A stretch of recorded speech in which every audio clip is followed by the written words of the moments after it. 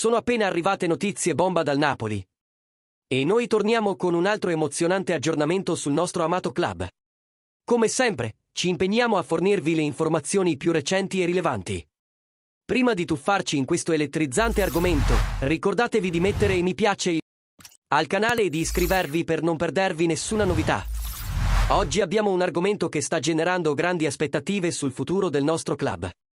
Dietro le quinte del Napoli sta nascendo qualcosa di straordinario. Il Napoli sta monitorando due giovani talenti dell'Ajax per rinforzare la rosa nel mercato di gennaio. Devine Rensch e Kenneth Taylor. Rensch, terzino destro di appena 21 anni. Ha già trascorso 4 stagioni nella prima squadra dell'Ajax e vanta un'esperienza internazionale con la nazionale olandese dal 2021. In questa stagione si è imposto come centrale di prima scelta sotto la guida del tecnico italiano Francesco Farioli, con una valutazione di mercato stimata in 10 milioni di euro.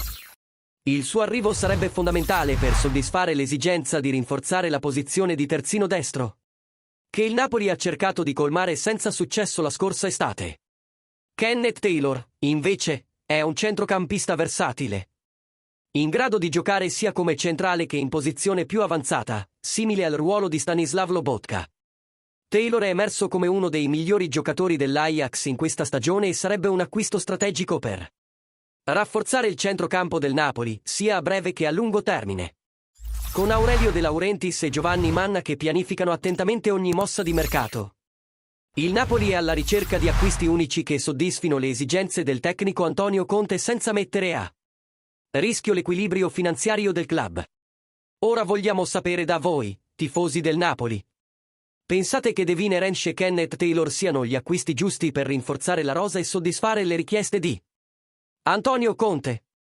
Quale dei due nomi ritenete più importante per gennaio? Lasciate le vostre opinioni nei commenti e non dimenticate di mettere like e di iscrivervi per rimanere aggiornati su tutte le novità e i movimenti del mercato del Napoli.